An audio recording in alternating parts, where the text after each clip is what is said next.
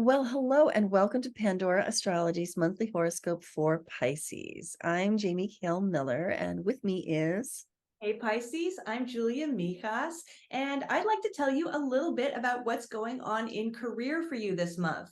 Now, Saturn, the career planet, has been in your first house. It went in there at March, it's going to be here for another year or two.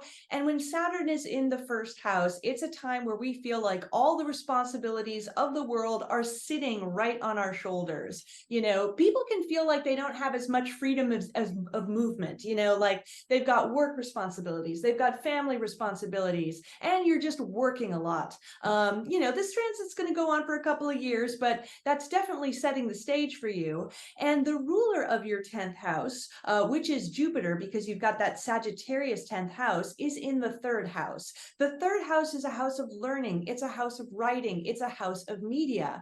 So your career could really get a boost from any of those areas of your life. If you're doing writing for your job, this can be a very, very fruitful time for it.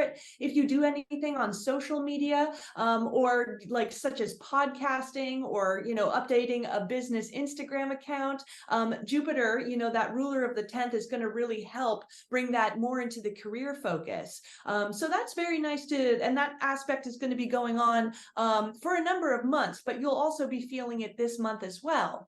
Now, you're going to be having a Gemini full moon in your fourth house, which means it's highlighting both the fourth and 10th house axis. And full moons tend to really highlight our relationships. So while there's a focus on the fourth house, which is family and home, it could make you feel like maybe you're being pulled in a little bit of two directions when it comes to family and work. Maybe you have to balance it out. Maybe one is demanding a bit more from you than the other, but a balance definitely needs to be struck. And you might be feeling that a lot this month.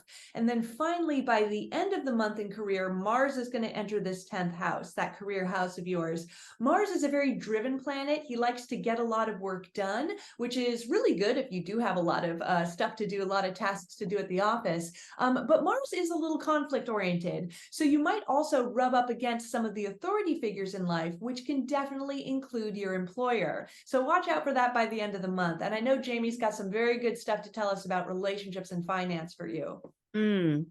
Well, Juno, asteroid goddess of marriage, is traversing your seventh house all month, which means it's a really great time for just enjoying your relationship. If you're in one, a committed partnership, whether that's, a personal one or a business one, and for doing some negotiations, working some stuff out, having some dialogues that you need to have right now. Very good timing for that kind of stuff. Now, Venus is in your seventh house only during the first week of the month, really bringing even more benefit to your relationship arena. And then she moves on into your eighth house, which is a little bit more difficult terrain for her. She prefers to keep relationship, in the realm of dialogue, a little bit lighter, a little bit more warm. But the eighth house is the house of all of the murky, messy, deep, intimate terrain. So when Venus enters there, you may find that, your sexuality gets amped up a little bit. And if you're just in a dating mode, that could turn a relationship serious, maybe faster than you really want it to. So bit of a consideration there. Another thought in the realm of finance, with that Venus moving into the eighth house, that this can bring a little bit of luck and charm actually to your finances that you share with other people.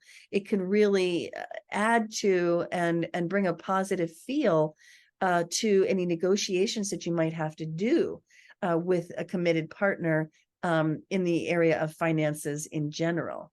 Now, Ceres starts out the month. She's the asteroid goddess to do with money. She starts out the month in your ninth house, which is terrific.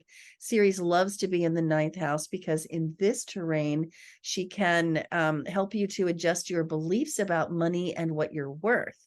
And then when Ceres sweeps on into your 10th house in the last third of the month, there can be, it's a great time because that is the house of career for you to work to prove your value and even ask for a raise, perhaps, while Ceres is passing through your 10th house. Well, that's all for today. If you enjoyed this horoscope, please do like it, subscribe to our channel, and tell your friends all about us. And you can find us at our website, pandoraastrology.com, to get a reading with one of us, and also find us on Patreon for workshops and classes. And we'll see you around the cosmos. Bye-bye.